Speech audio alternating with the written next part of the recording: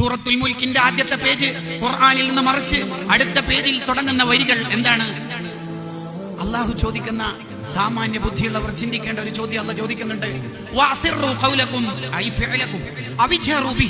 നിങ്ങൾ രഹസ്യമായിട്ട് ചെയ്താലും നിങ്ങൾ പരസ്യമായി ചെയ്താലും ഒരു കാര്യം ഞാൻ പറഞ്ഞേക്കാം, ഇന്നഹു അലീമും ബിദാത്തി സുദൂർ. നിങ്ങളുടെ ഹൃദയത്തിന്റെ ഉള്ളിൽ ചിന്തിച്ചത് വരെ എനിക്കറിയാം.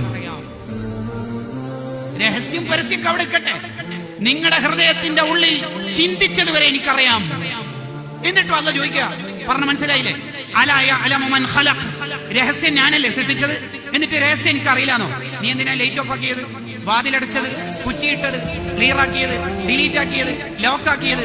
എന്തിനാ? കാണാതിരിക്കാൻ. ആര് കാണാതിരിക്കാൻ? ഉപ്പ, ഉമ്മ, ഉസ്താദ്, ജ്യേഷ്ഠൻ, ക്ലാസ്മേറ്റ്. പിന്നെ എന്തിനാ ഇപ്പൊ ഫോൺ ഓഫ് ആക്കിയത്? ഹറാമ് കണ്ടുകൊണ്ടിരിക്കുമ്പോ കാണാതിരിക്കാൻ. അതിന് ഇവിടെ ആരുമില്ലല്ലോ. ജ്യേഷ്ഠന്റെ കുട്ടിയുണ്ട്, എത്ര വയസ്സുണ്ട്? 4 വയസ്സ്.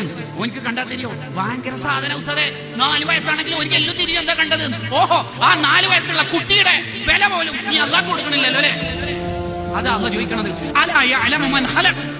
എടോ, ഞാനല്ലേ രഹസ്യം സൃഷ്ടിച്ചത്, എന്നിട്ട് എന്നെ നിനക്ക് രഹസ്യത്തിൽ ചിന്തയില്ലാന്നോ? പിന്നെന്ത് മുസ്ലിമാണോ? പിന്നെങ്ങനെയാ നീ മുസ്ലിമായിട്ട് മരിക്കുക? അതാ ഇബ്നു റജബുൽ ഹംബലി തങ്ങൾ പറഞ്ഞത്, പലരും ഈമാനില്ലാതെ മരിച്ചു പോവാനുള്ള കാരണം രഹസ്യത്തിൽ അള്ളാഹുവിന്റെ ശത്രു, പരസ്യത്തിൽ അള്ളാഹുവിന്റെ മിത്രു.